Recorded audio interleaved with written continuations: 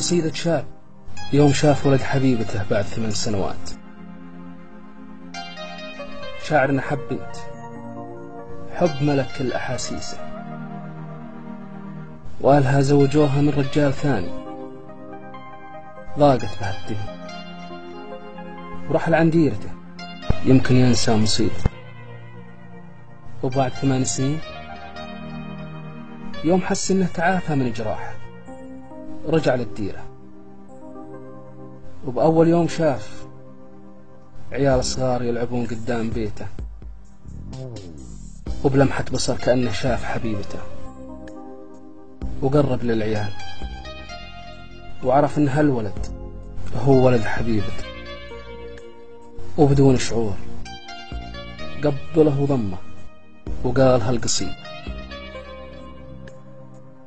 راحت 8 سنين حلو ترحال، راحت 8 كلها مد لهمه، قضيتها بالحب والشوق رحال،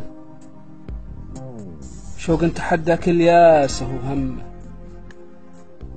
وعقب 8 اللي تعبها برا الحال جاب الزمان الكارثة والمطمة.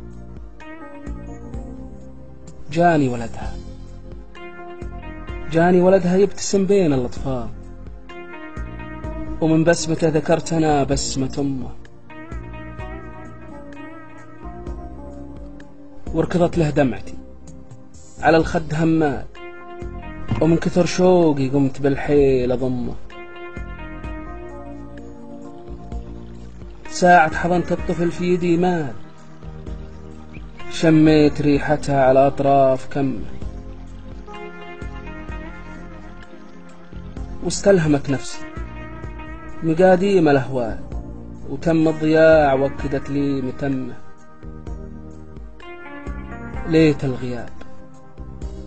ليت الغياب اللي شغل غربتي طار، ولا دور العاشق على حرق دمه. واليوم بنت الناس في بيت رجال، وحب على غير الشرف لي مذمه. مجبور أعود واشتكي كل الأميال، بنفس حزينة كائبة مستهمة. برجع غريبا سكته بر ورمان، يموت يحيا يندفن ما يهمه.